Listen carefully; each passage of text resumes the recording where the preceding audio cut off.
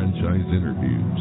From Easton, Pennsylvania to Sydney, Australia, you're listening to Franchise Interviews. Franchise Interviews. Hi, everyone, and welcome to a very special edition of Franchise Interviews. On today's show, Bennett Maxwell, CEO of Franchise Key. And here's a clip with Bennett. It's friends and family, and then friends of family, and then you kind of look out underneath the hood, and maybe the FBD is missing some pieces because they haven't really focused, I guess, on that growth side. And it's just, most people, I think, when they're buying franchises, they don't compare enough options. They're getting it because they know somebody who knows somebody, rather than it's the hype of like, oh, I know somebody bought a Crumble and they're doing really well, rather than maybe talking to somebody with experience and they're like, hey, but you gotta be checking the item 19 or the item 7 and see if you have a 3-year payback, or if it's some other link. Welcome to Franchise Interviews, an up-close, behind-the-scenes look at franchising and entrepreneurship. Listen to interviews with franchisers, franchisees, franchise authors, franchise experts, and attorneys. And now, welcome your host, Marty McDermott, and Franchise Interviews. Hi, everyone, and welcome to a very special edition of Franchise Interviews, where for over 19 years now, we've been asking the Franchipreneurs one-on-one. I'm your host, Marty McDermott, and I'm the president of Franchise Interviews, and we have a great show. We're meeting with Bennett Maxwell, CEO of Franchise Key. And at Franchise Key, their mission is to empower aspiring entrepreneurs by connecting them with the perfect franchise opportunities that align them with their dreams, goals, and investment capabilities. Franchise Key believes in transforming ambitions into realities through expert guidance and personalized service. Let's go right into our interview with Bennett Maxwell, CEO of Franchise Key. The last time I talked to you, we were talking about you built Dirty Dough into this rapidly growing franchise. Since I last talked to you, you recently sold it to Craveworthy Brands. I was thinking, maybe we could you can tell us a little bit about that transition and also what led you to launch your new consultancy, which I understand is called Franchise Pay-I, isn't it? Soon after. Yes. Soon after telling myself I need a break. Then I start something. So we connected about a year and a half ago. Dirty Dough was a wild story of opening up about 100 stores in 2 years and raising $200,000 a month every month, or otherwise, we're not making payroll. So a lot of that was stressful. And in that, I'm just reaching out to anybody on LinkedIn, and I reached out to Greg Majewski. He was the former CEO of John. Right. Got on the phone with him. He's like, yeah, what you're doing is cool, but you're also an idiot in these points. And I'm like, man, this guy's honest. Wow. He wasn't a good fit for the investment side yet, but I said, will you become an advisor? So this is like early 2023. By December 23, Greg and Craveworthy, I signed a equity for services deal with them. So I gave them a little bit of equity to really run everything operationally, and they started doing a fantastic job. So when I was on your show, they were probably just a few months into it. Right. It was also probably like the pit of my stress. Yes. Everything was kind of compounding right then. And then anyways, they ran it, made quite a bit of needed changes, and then at the end of September in 24, they ended up purchasing it. So it was kind of cool that I got him as the advisor, then the CEO, and then he ended up acquiring everything, just under a year ago. That's fantastic. And, you talk about stress too, because it was such a, I've talked about this with my students, we've talked about Dirty Dough in the past, and everything that was going on with the lawsuits. It seemed like what they were trying to do was that other company was trying to slow you up to some extent, weren't they? Or trying to just make things, life very difficult for you, weren't they? I mean, there was a lawsuit that said that we couldn't use whimsical cookie-themed designs because Crumble also has whimsical designs. We couldn't use a rectangle box. They had a rectangle box. We had sprinkles on our cookies. Yeah, it was a bunch of silly things. It was silly. It was very silly. But it also, helped us, and then helped us by giving us exposure. We sold more franchises, but I guess that also kind of hurt us because then we were in overgrowth mode. Yeah, I get it. I do. I get it. So, there's a lot of information now, on the internet. And I think it was your PR firm. They mentioned that. I think what you noticed, Bennett, that there was you've seen because you've been doing this a while now, you've seen gaps in the world of franchising. Maybe you could talk a little bit about, some of the most significant or maybe even surprising gaps that kind of prompted you to pivot into consulting.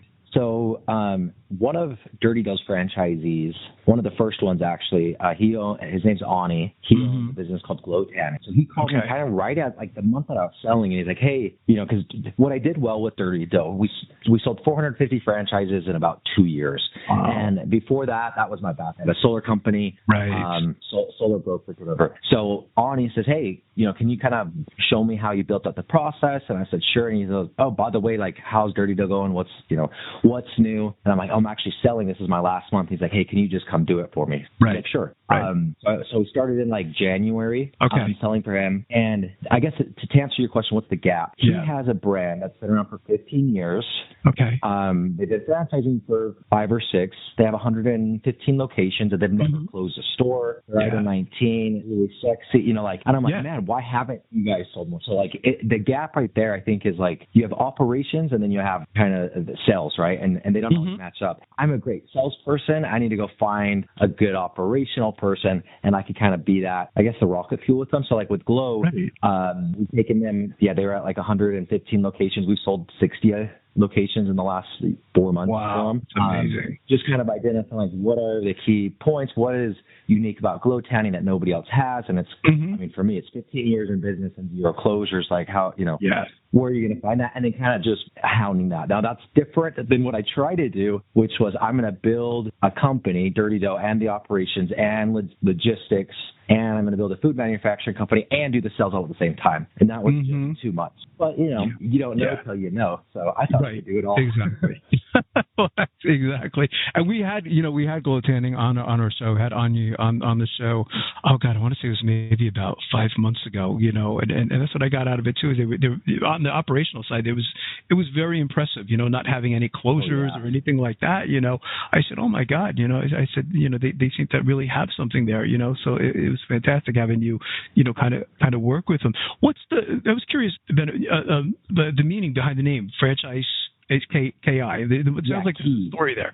Key. Okay, Key. Sorry about that. Pronounced Key. No worries. I'm still trying to figure out how I tell people, right? No, but franchise Key, spelled K-I, it's knowledge and intelligence. So knowledge, the facts and the information, that being applied correctly is intelligence, which is the key to franchising. So like a gap, looking at Ani's business, like they're crushing it. They're doing really well. Why haven't they sold more franchises? I mean, kind of everybody in the system is friends and family, and then friends of family, and then you kind of look at underneath the hood, and maybe the FDD is missing some pieces because they haven't really focused, I guess, on that growth side. And it's just most people, I think, when they're buying franchises, they don't compare enough options. They're getting it because they know somebody who knows somebody, rather than it's the hype of like, oh, I know somebody bought a Crumble and they're doing really well, rather than maybe talking to somebody with experience and they're like, hey, but you got to be checking the item 19 with the item 7 and see if you have a 3-year payback, or, if it's some other length. Yeah. Wow.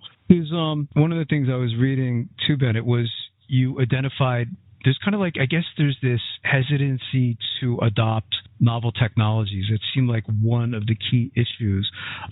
Maybe you could talk a little bit about that, like how franchisors it might be reluctant to use like these new technologies. I mean, AI is a big thing right now, isn't it?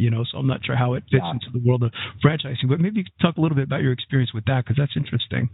I have this little recording device on my wrist called the Plod AI, and I record my entire workday every day, and then then it gets uploaded to ChatGPT. Wow. It gives me a breakdown on how I spend my time and what I'm focusing on. That helps me strategize for the next day. Yeah, because I'm trying to run a 20 to 30 hour work week. So I'm like, effectiveness. It's not about the amount of time you spend, but about what you can get done. And AI is like, I'm on a weekly team meeting this morning. It's like an hour, whatever. I'm kind of in the back of my team running it. I am building out scripts with ChatGPT with references, and you know what I mean? Like, yeah, I do. It's so quick. One of the things, getting onto the AI, I think everybody needs to use it. Like Glow is really heavy into tech, especially when you kind of see, if I'm buying a franchise, most people can relate. I want to do less work, but still have more visibility. So I want to not have to be in the store, but I want to know if employees are greeting someone or if they're raising their voice. And you can measure all of that through AI, which is really cool.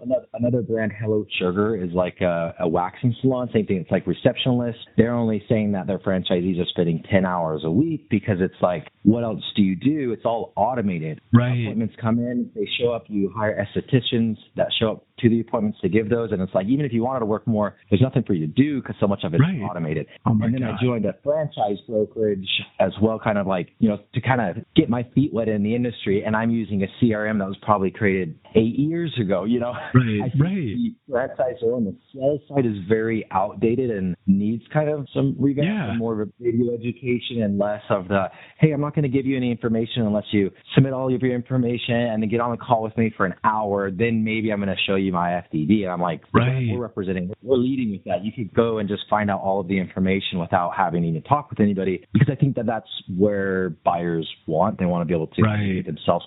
Right.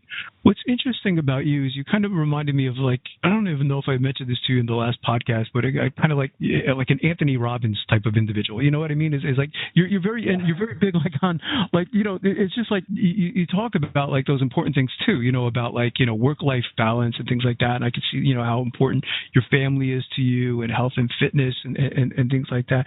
But a lot of times I think people get into franchising, Bennett, this, and they find themselves they're working even more hours than in their 9-to-5 job, and there's a lot of franchisors out there that kind of sell themselves as like this work-life balance, and then people get into it and they're like, oh my God, I'm working 6-7 days a week. But maybe you could talk a little bit about the significance of work-life balance, because I think that's important. Yeah, so I'll tell you, I got into very big with Dirty Dough, because my experience was I'm running a solar company full time in San Diego. I buy Dirty Dough. It's a single store in Tempe. I don't have any business running a cookie store. I don't know anything. So then I get on podcasts. I'm like, hey, franchising, this is so easy. You just put a cookie in the oven. Such a simple franchise. Never said like you don't have to do anything, right? But it was interpreted, and then we sold franchises, and the expectation wasn't that they had to be full-time hands-on all the time, and that really hurt us and hurt franchisees. And it's like, well, no, what I was like, the truth behind it is if you know how to run a business and meet with your manager a few times a week and review KPIs and your total revenue and pull out a labor budget for the next week, like it's not that hard, relatively speaking, but it's definitely still a business. So I ran into that mistake, and now I'm kind of hyper-focusing on the opposite of that, on making sure everybody knows, hey, this is a job. Yes. Now, you can work yourself out of the job, but this is a job. The only brand that I've actually seen that tells you not quit your job is Hello Sugar, and I'm still like, what the heck, what are you guys doing? Everybody else, you quit your job, whether it's 6 months or 12 months or 3 years, like whatever that is, get in the business, learn it, and then the beauty of franchising really shines, in my opinion, is now you know the system, now you have a team, and now it's just rinse and repeat. You're using your financial first store, and kind of I'm going after that. But yes, you need to definitely get in there, and it is your job. You can get the way out of it. Yeah. And, you've made even like health and fitness has become, because again, following you, over the years, I could even see how you've transformed yourself physically, and that's maybe you could talk a little bit about that too, like where you find the time to do all that. But it seems like that's an important part of your life. Yeah. So I would say the balance, to kind of also readdress the last question, balance is on you, not the franchise. I could buy any franchise in the world and I will continue my work hours. That's just my boundary. And a year ago, I could have done the same thing. My boundaries are a little bit higher. I was working probably 40 hours a week, but that I don't think changes a ton.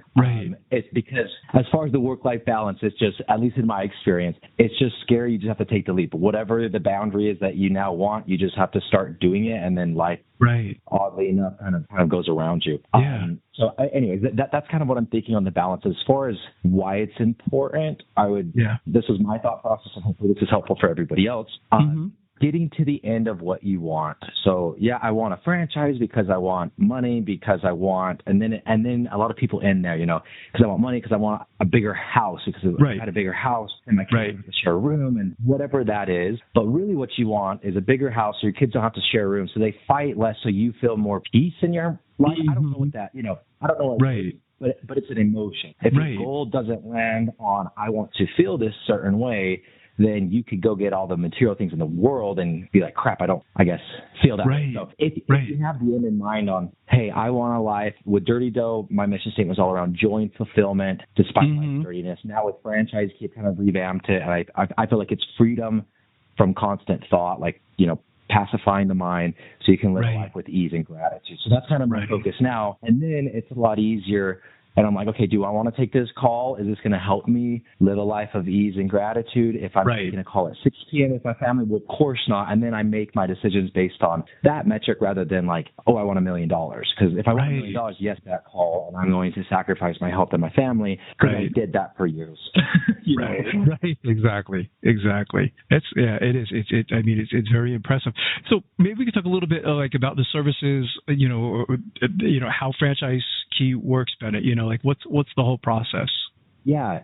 Rather than like I kind of say getting on and talking with the salesperson, we have like with glow tanning, kind of the sales process. If somebody were to click on an ad or go to our website, is you watch a 2-minute video of me giving an overview of glow. If you like it, then what's the next step? The next step is watching me interview the founder for, I think it's 36 minutes. Wow. And that's going to get a lot more detail. And then at that point, you have access to a portal with tons of different videos. You can request a call at any time, territory checks and things like that, without actually, talking to anybody. Or you can go through and there's like 8 franchisee testimonials, and then there's like 5 franchisee success stories that are maybe 20 minutes long each, and it's really going over how many stores they have, how they built them. And then there's another section that, hey, what happens if my tanning bed goes down? Well, go watch Chris from maintenance set his own expectation. And I like that from a franchisor and a franchisee standpoint. Who's the best person to set the expectation? It's not going to be me as a broker, as a salesperson. It's going to be Amara, CMO. And then I ask her on the interview, what do you do for franchisees and what do you not do? Who's a good franchisee? Who's not a good one? And then she's on videos saying that. And then we have leads and they're watching that and getting the proper expectation from corporate themselves, who they're going to be dealing with, right? They're not, kind of end the relationship with the salesperson shortly after you sign, where the expectation, is I kind of know you a little bit more from the videos, and it's a lot easier. I think we provide more information to buy a franchise probably than any other brand out there, and you could get it for free, and there's nothing like you have to jump through a step to get the next thing. It's just like out there very transparently. And I think, again, that's how I like to consume information. That's how I like to buy. And I think a lot of other industries have already gravitated towards that. Franchising, though, it's like you can't find FDDs online unless you know which state to go to on California to Wisconsin, whatever. It's still very fragmented and hidden. Right. I agree. That's interesting. One of the questions I asked you when I interviewed you back, on our first interview, Bennett, was I asked you, and I've been asking this question now for, it's almost like 19 years. But I'm curious if your response has changed. I remember you had a very clever response. I asked you, I said, what advice would you give to an aspiring entrepreneur looking to buy a franchise? And I'm curious, like, what you would say today. Like, has it changed a little bit since I've last interviewed you? Yeah, I would say look for the item 19, which is going to be your kind of low and high, your item 7, to see what am I going to spend starting this up, and then get the average. And then I go to item 19, and I want to make sure there's an item 19. I want to make sure they disclose profit. Most brands don't, but a lot of brands do, so go find one that does. And then I want to see, can I get my money back in 3 years? And then if I can, then I move on to the next section, which for me is franchise validation. Then I have all the information. Okay, the FDD says on the low end, I could open up a Hello Sugar for $250. On the high end, it's $650. The average is $400. I mean, I don't, whatever it is. And then I look at the item 19, and their average is making $192. Yes, that's less than a 3-year payback. That's awesome. Sweet. I get money back. Okay, next. Then it's franchisee validation. How many stores does each person have? And then going to them like, hey, this is what the salesperson told me. This is what corporate told me. Most stores are opening up for around 400. It's taken them about a year. And the item 19 shows 192,000. Like, where do you compare? But you're just revalidating like everything that you've been told to a franchisee, not just saying, hey, what's been working, what do you like, what not, but it's like you're coming to them with like a list of, hey, this is everything I'm expecting and everything I'm not expecting. Can you help me? And I would go through that validation process that I kind of expect. Those are the 3 big things that I would look at. Item 7, 19, and franchise validation.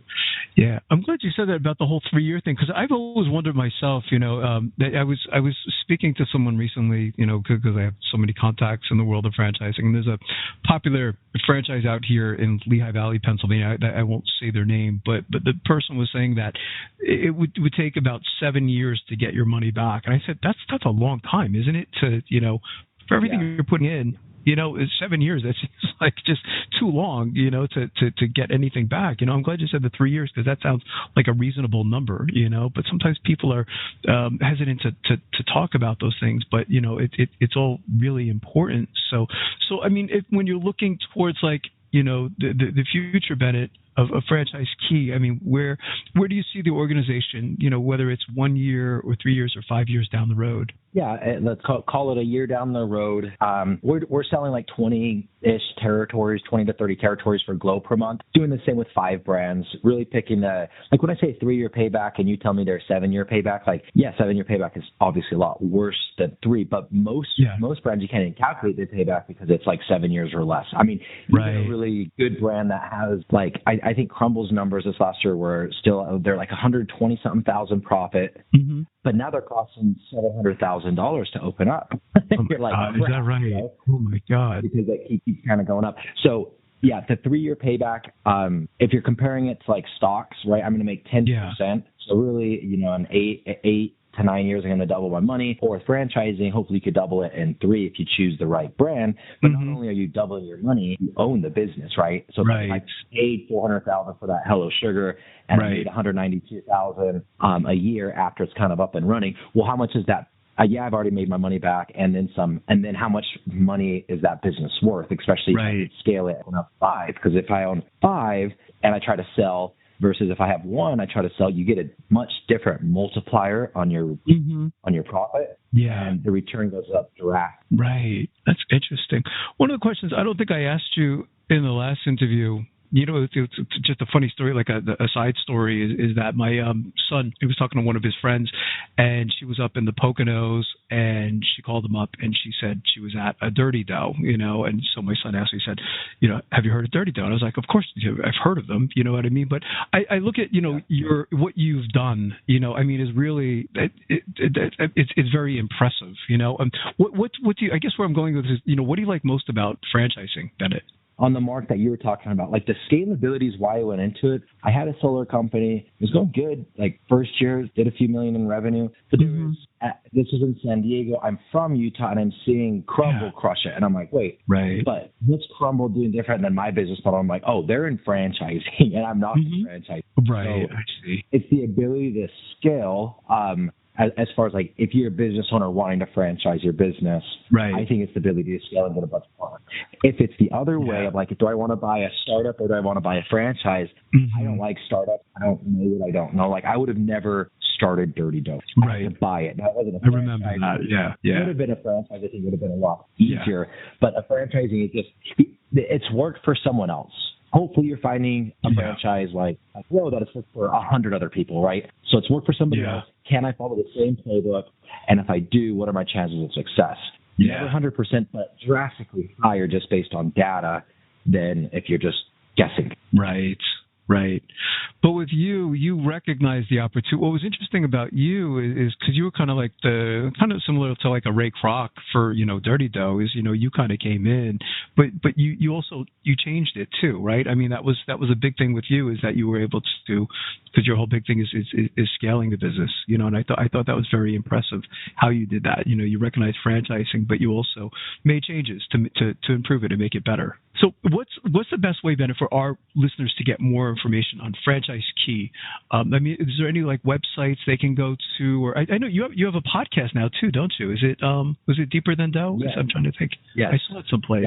Deeper Than Dough. I've been running that. That's a little bit on what I touched on the beginning. Deeper Than Dough, more than money. It was kind of my journey of when I sold my solar company. I got the $1 million I was hoping for. Felt empty. Then it was kind of how to reevaluate everything. But franchiseki.com is the website, or BennettMaxwell.com has links to kind of everything there. Yeah. Personal branding and not personal branding, all of my social media, podcasts, and things like that. Well, you have a lot of them, don't you? I mean, it's like, there's so many links for you, you know what I mean? So it's like to direct someone where to go. And that name Deeper Than Dough, by the way, I said, what a brilliant name for a podcast. You know what I mean? Is playing on the word dough. You know what I mean? It was just, I thought that was borderline brilliant, so that's fantastic.